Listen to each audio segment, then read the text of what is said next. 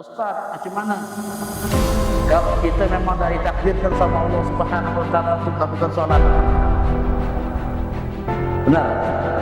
Ataupun Ustaz, macam mana? Misalnya datang waktu Isya kelak. Saya dah ditakdirkan sama Allah untuk melakukan solat Isya. Dari waktu Isya sampai ke subuh. Dah ditakdirkan macam mana? Sekarang kita masuk ke dalam solat, yaitu tentang definisi solat, makna arti solat itu apa? Ta'rifus salat lughatan. As-salat, solat itu secara definisi ada terbagi dua, secara bahasa sama secara istilah. Secara bahasa itu ad-du'a. Solat itu adalah doa. Makanya ulama bilang, sebagian ada pendapat ulama zaman terdahulu yang bersifat klasik, mereka mengatakan sholat jenazah itu tidak ada. Karena kenapa? Berupa doa. Ada sholat jenazah sujud sama rukuk? Tidak ada kan? Jadi cuma doa semua. Allahu Akbar. Semua doa yang kita baca. Tak ada gerakan solat.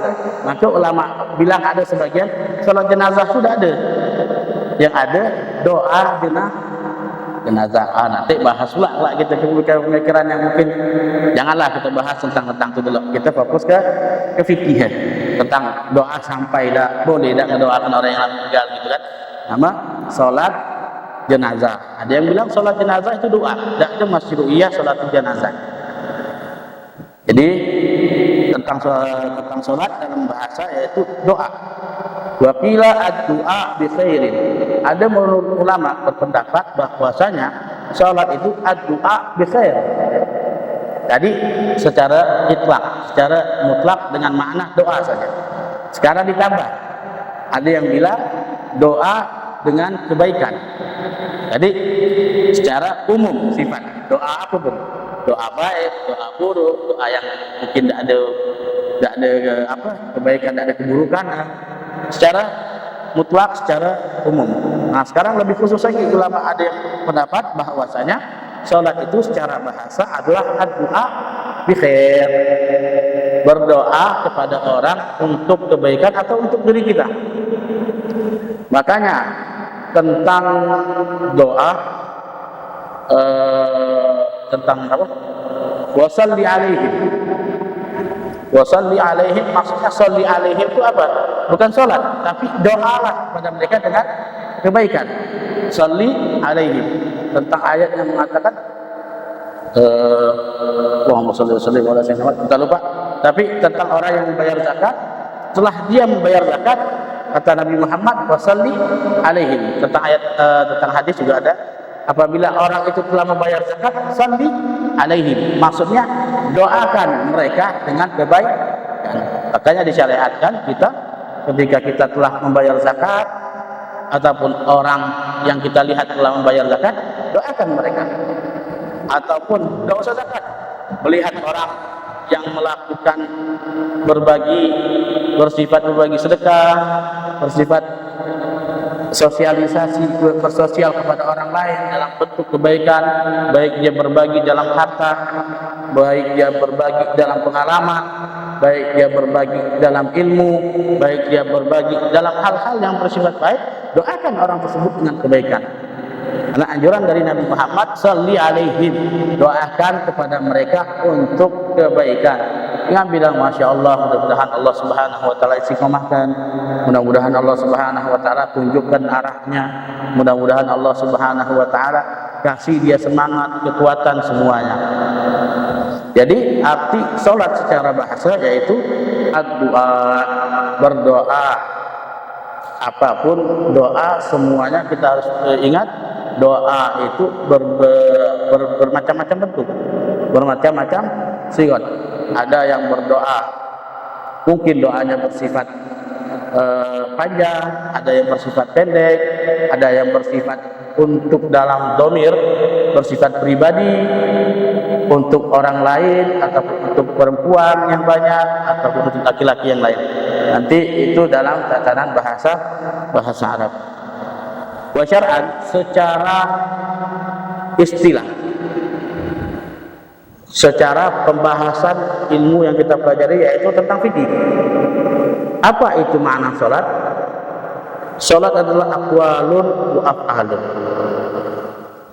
Aqwal, perkataan, wa af'alun, dan gerakan, muftatahatun bitakbir, yang mana dibuka dengan takbir, wa muftatamatun bitaslimi ghaliban, dan ditutupi dengan salam secara kebanyakan. Di sini ulama mengatakan aqwalun wa af'alun muftatahatun bitakbir wa muftatamatun bitaslim.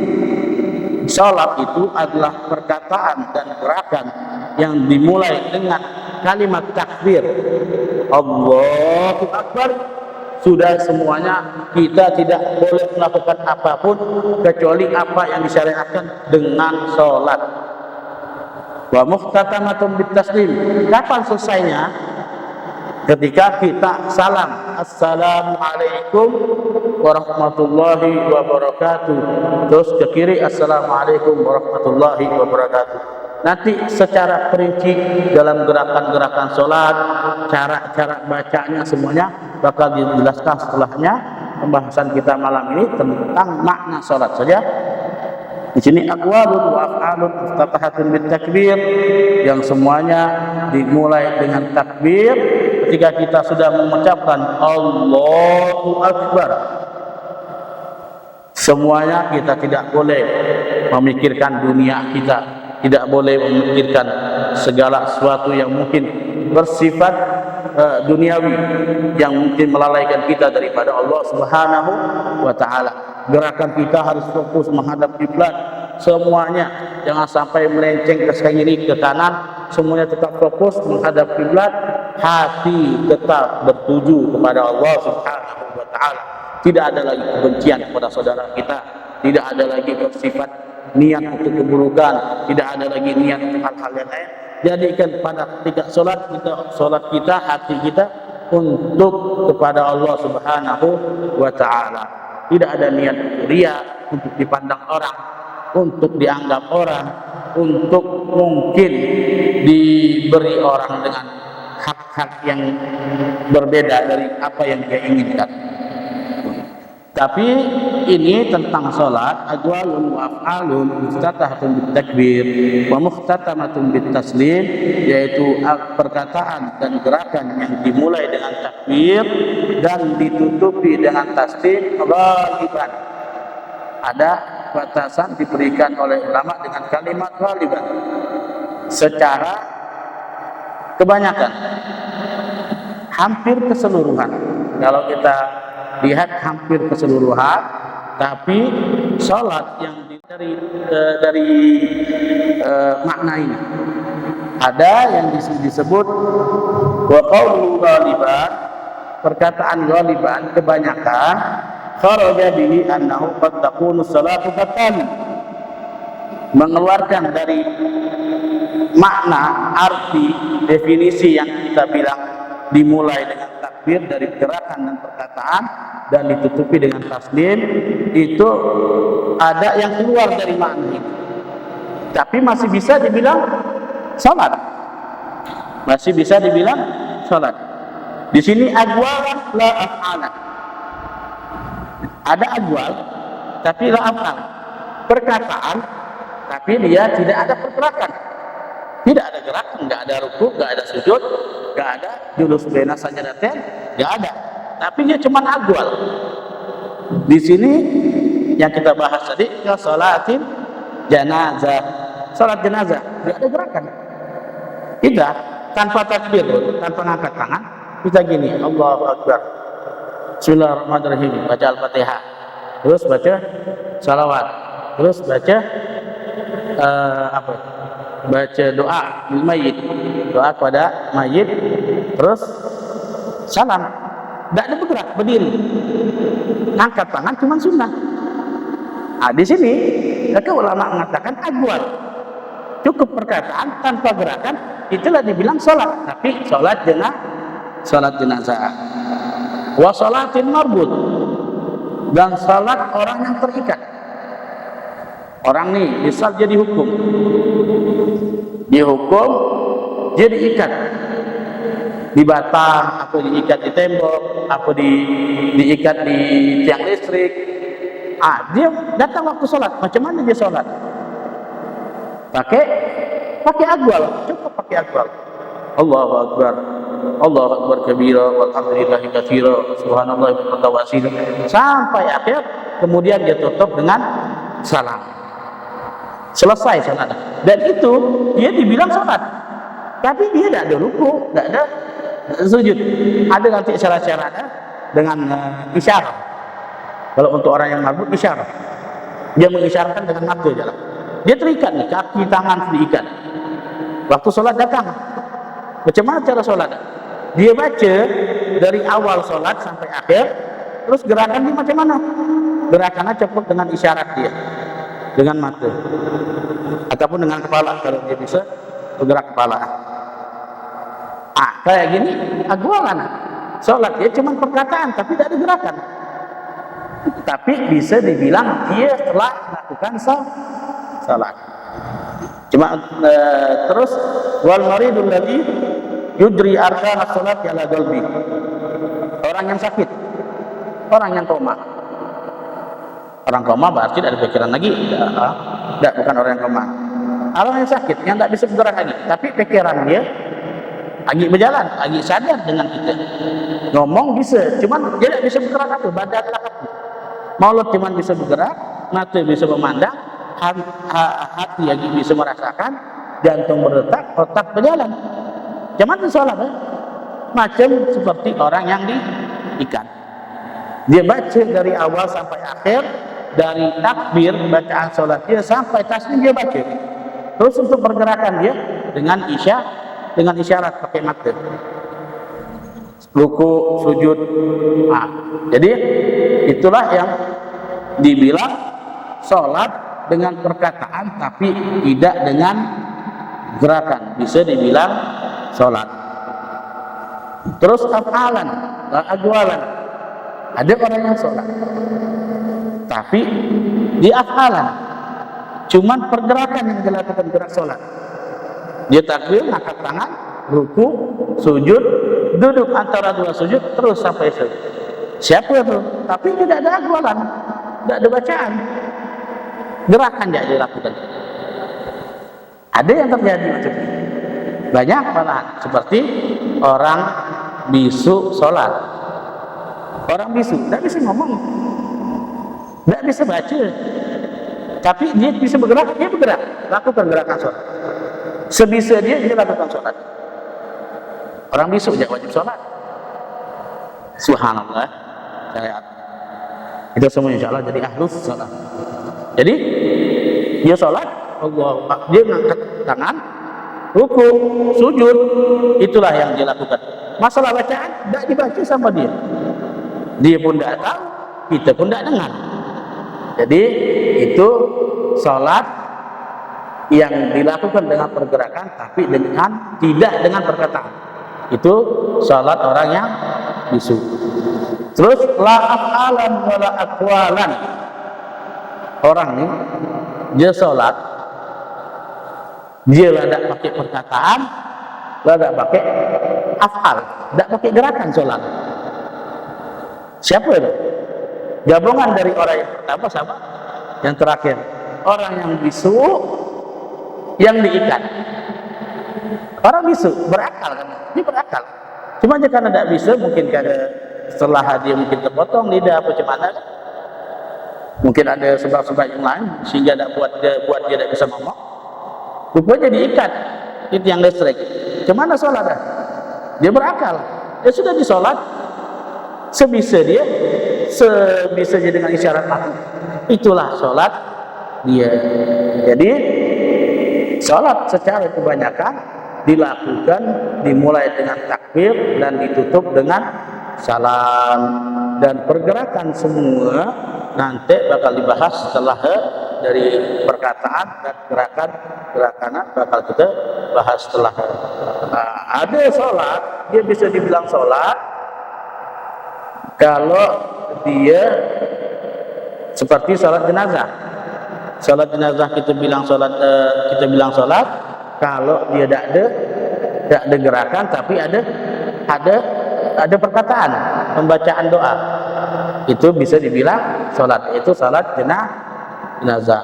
Yang kedua, ada gerakan tapi tidak ada pembacaan atau perkataan dalam sholatnya, tapi bisa dibilang sholat, yaitu sholatnya orang bisu. Dan yang ketiga, ada sholat dia tidak ada perkataan dan pembacaan, dan juga tidak ada pergerakan, gerak dari tidak ada, dari sujud ruku tidak ada. Nah, ini adalah sholat orang bisu yang diikat. Jadi tentang makna sholat perlu kita pahami. Bahkan ada sholat-sholat yang lain dalam makna doa. Sholat ada di bentuk sholat, tapi dia tidak bisa dibilang sholat.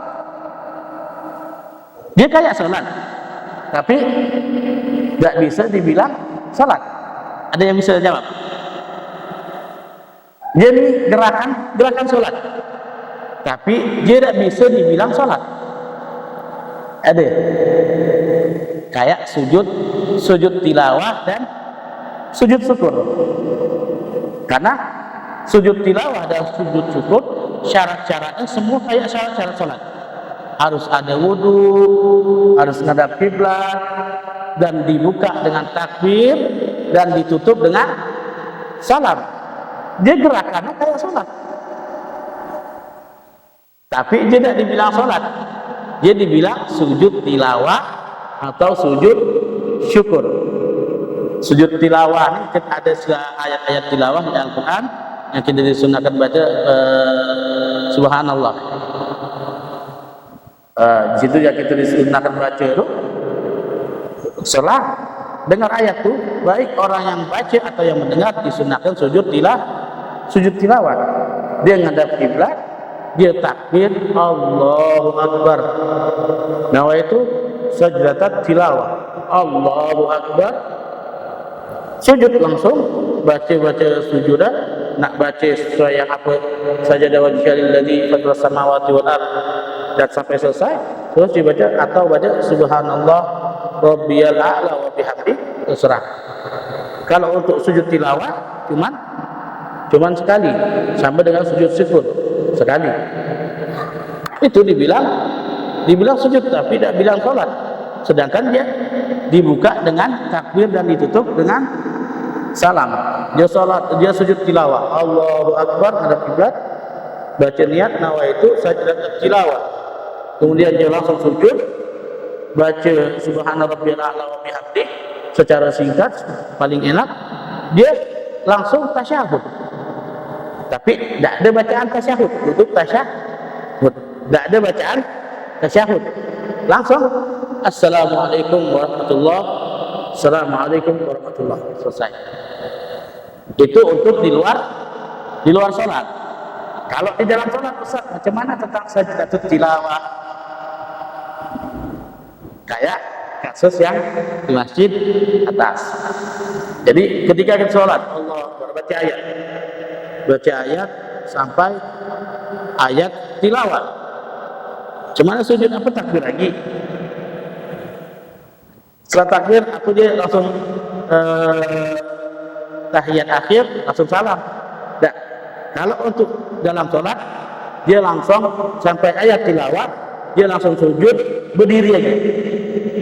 Dan harus pakai kayak yang kita bilang, harus ada pembukaan dengan takbir atau dengan penutupan dengan salam.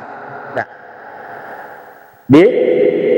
itu nama sajdatul tilawah. Untuk sajdatul syukur, sujud syukur juga memang ada pendapat dari ulama-ulama tentang sujud syukur. Dimanapun kita sujud, dimanapun cara, bisa dibilang. Tapi kalau untuk kebenaran sujud syukur yang benar-benar yang dapat riwayatkan, dia orang sujud dapat kenikmatan dia syukur. dia langsung sujud. Tak tahu arah ke mana, apa arah kiblat, apa boleh tak?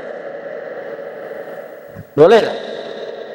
Dia dapat nikmat tiba-tiba, dia langsung sujud, dibilang sujud syukur. Boleh tak?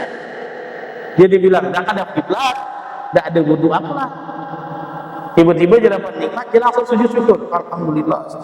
Tak ada kiblat, tak ada pembukaan dengan takbir, tak ada penutupan dengan salam, dan juga ada yang mungkin dia buka aurat. Boleh tak dia sujud? Dia bukan boleh, maksudnya dia tak bisa dibilang sujud syukur. Karena kalau dia sujud syukur, dia harus syarat kayak sholat. Kalau dia sujud biasa. Sujud biasa. Boleh tak sujud biasa? Boleh, terserah. Kita nak sujud di mana pun, selama kita tak ada niat untuk menyembah selain Allah Subhanahu wa taala, tak apa-apa. Tapi ada yang ngomong makruh. Kalau kita misal sujud di tembok, tak ada niat untuk menyembah Allah. Adapun tak ada niat untuk menyembah selain Allah, cuma sujud dia kayak biasa. Aduh, kepala pening apa gitu. Untuk kayak sujud, tak apa-apa.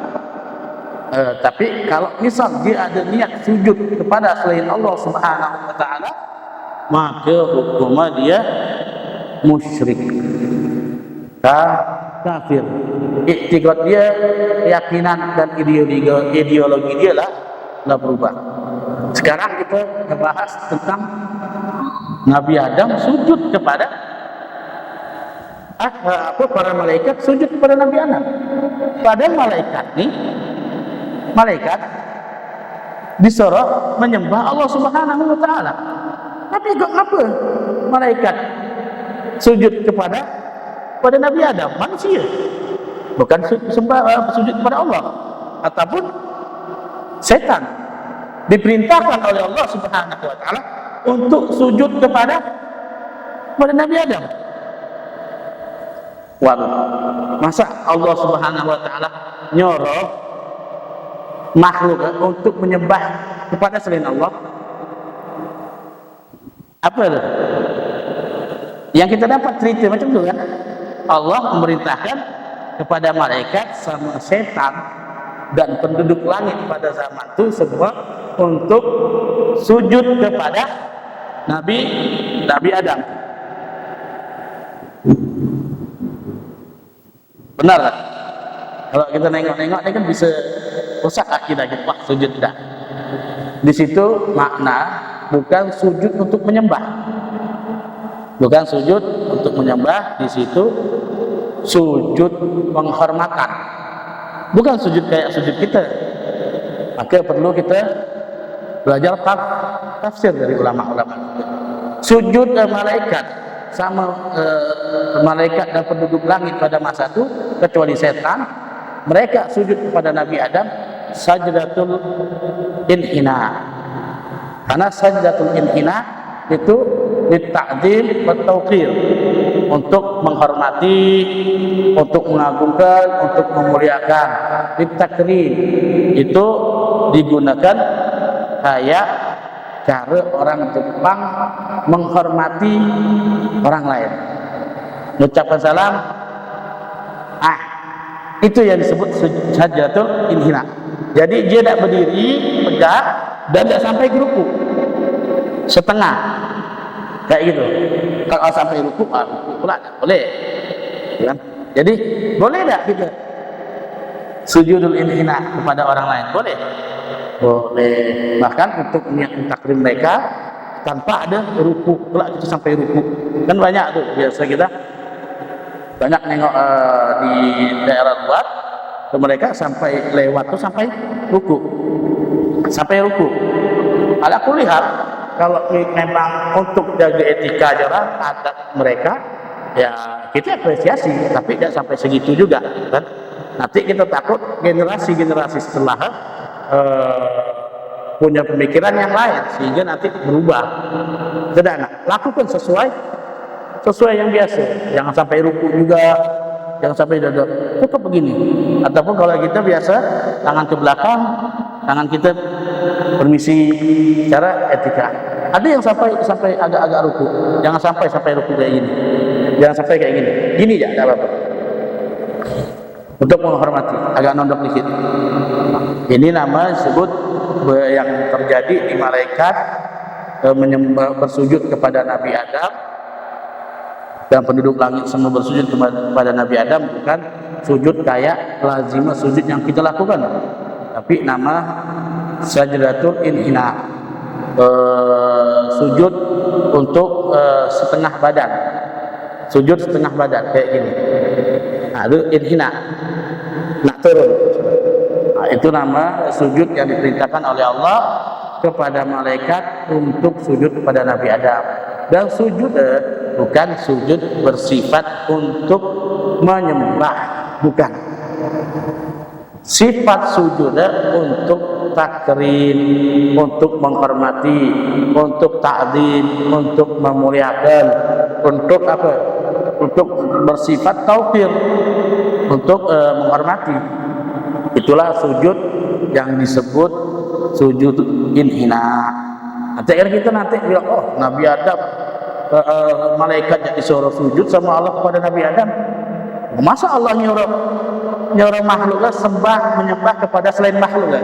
Kita tidak tahu setelah kita nanti mereka menyalahgunakan makna Al-Quran tanpa balik kepada tafsir sesuai dengan pikiran mereka mengatakan Allah Subhanahu wa taala nyuruh malaikat sujud kepada Nabi Adam. Berarti misalnya Allah memerintahkan kepada malaikat untuk menyembah kepada manusia, pada Nabi Adam pula dituhankan macam-macam lah nanti kan, biasa macam-macam ya. Nah, itu nama sujud inhina, yaitu sujud penghormatan, dan sujud pun tidak sampai melakukan sujud seperti lazimah kita melakukan sujud dalam salat. Dia cukup antara berdiri dan ruku, tidak sampai ruku dan tidak berdiri tegak. Itu nama sujudul inhina.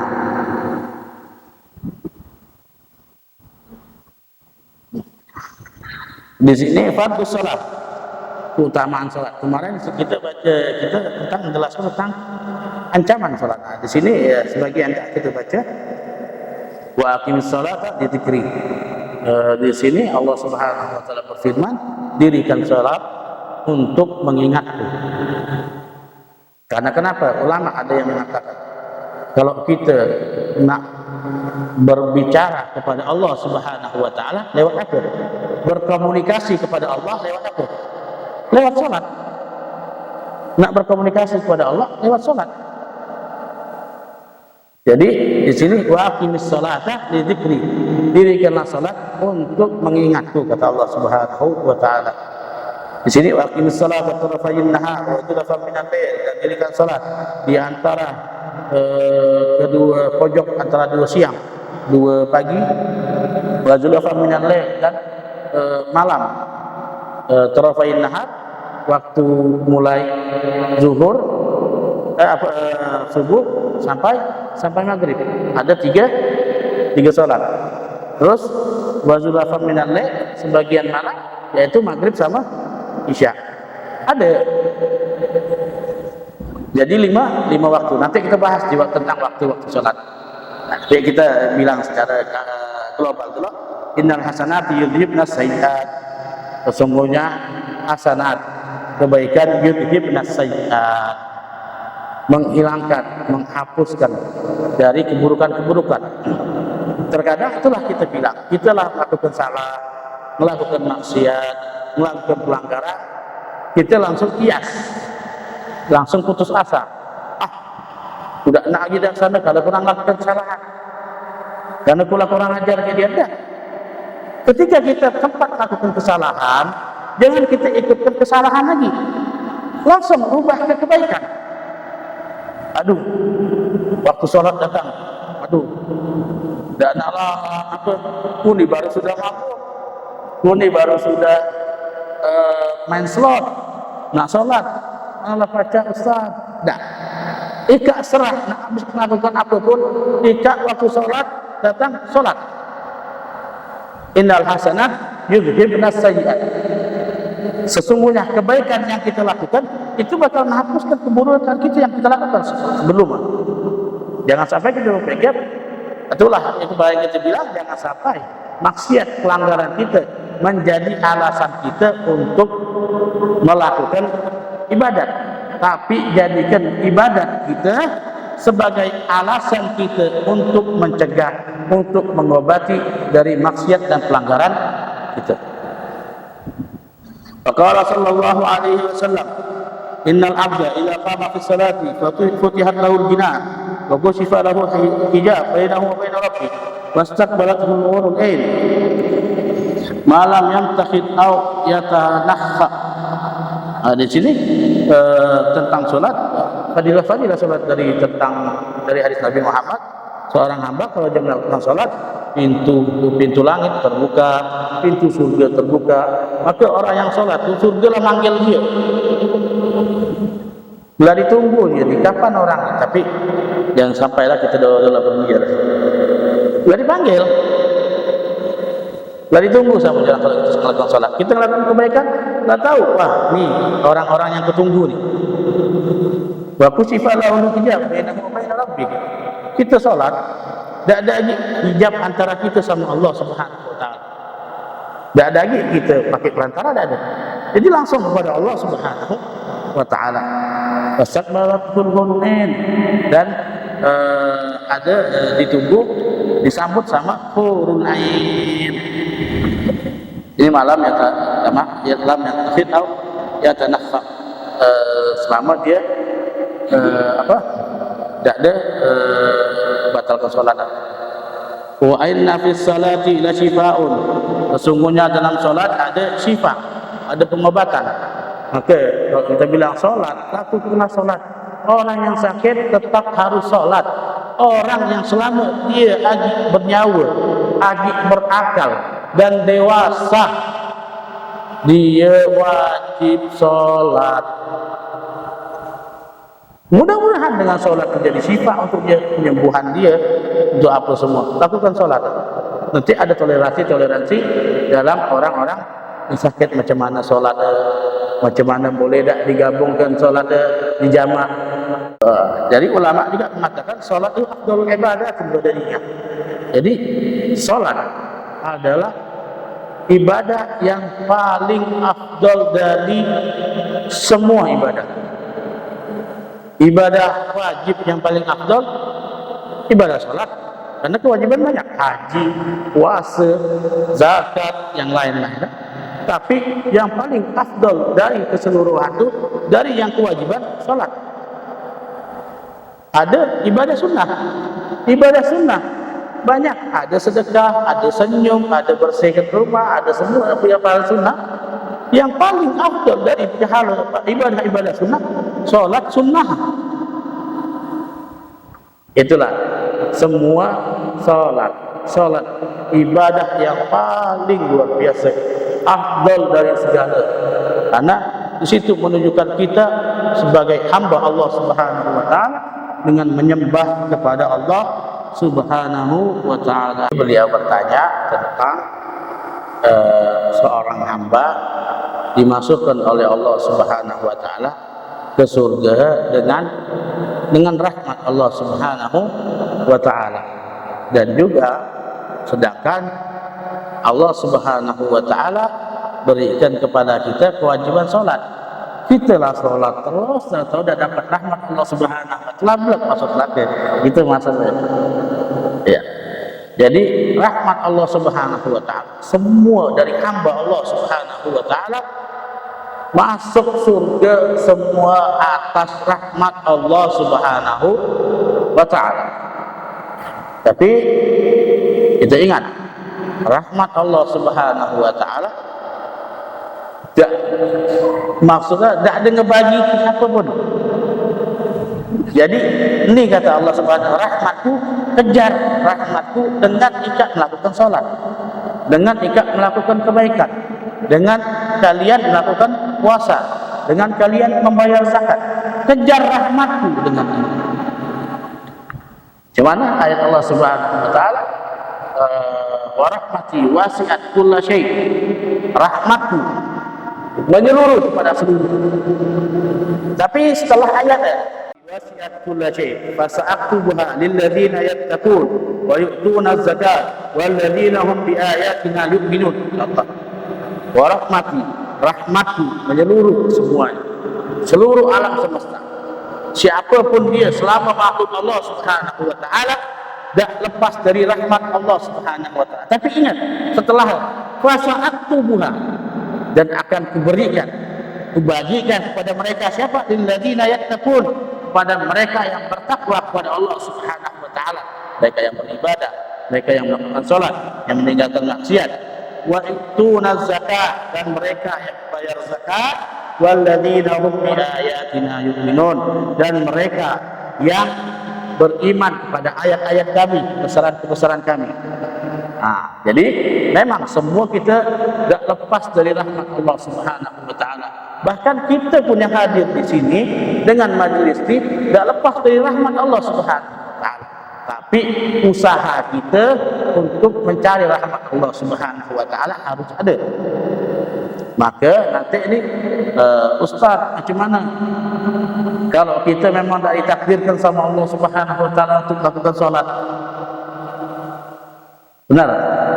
Ataupun Ustaz, macam mana misalnya datang waktu Isyak kelak, saya dah ditakdirkan sama Allah untuk melakukan solat Isyak, dari waktu Isyak sampai ke subuh dah ditakdirkan, macam mana?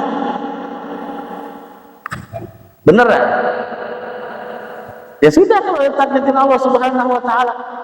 Tapi dia salah. Salah kenapa? Karena dia menebak hal yang belum diketahui. Ni Isyak ni, kita belum tahu ke depan. Tapi ingat, ke depan Allah Subhanahu wa taala kasih tahu kita, ingatkan. Hei, kau wajib salat Isyak, kau wajib salat subuh, kau wajib salat zuhur. Belum kita lakukan, dan waktu ke depannya belum kita temukan. Tapi kita lalu mikir takdir Allah. Ini berjalan sesuai takdir Allah. Kalau Allah Subhanahu wa taala takdirkan itu bagikan rahmat kepada aku, dengan aku melakukan sholat, aku melakukan sholat. Dia tidak melakukan sholat seenaknya. Ini berarti dia yang berlari dari rahmat Allah Subhanahu wa taala. Semua rahmat Allah Subhanahu wa taala. Hatta Nabi Muhammad pun masuk surga dan dijadi Nabi Allah, dijadikan Rasul sama Allah, tak lepas dari rahmat Allah Subhanahu wa taala. Macam mana kata Allah? Wa ma arsalnaka illa rahmatan lil alamin. Tidaklah aku utus kau ya Muhammad kecuali untuk menyebarkan rahmatku ke seluruh alam. Semua dah lepas. Alhamdulillah, masya Allah, luar biasa pertanyaan. Ini menyangkut sedikit ke akidah sedikit. Nah, terkadang kita begitu. Yang pasti jangan sampai kita berserah kepada takdir. Jangan sampai kita berserah kepada rahmat Allah Subhanahu wa taala secara keseluruhan. Maksud kita lakukan baru berserah kepada takdir. Lakukan berserah kepada rahmat Allah Subhanahu wa taala. Semua itu ditugaskan kepada kita karena semua dah dikasih jalan sama Allah Subhanahu wa taala. Ini tempat tujuanmu, ini tempat pulangmu, ini jalannya, ini kendaraannya, ini caranya. Dah diatur, diajarkan sama Allah Subhanahu wa taala. Kita tinggal yang bergerak. Wallahu a'lam.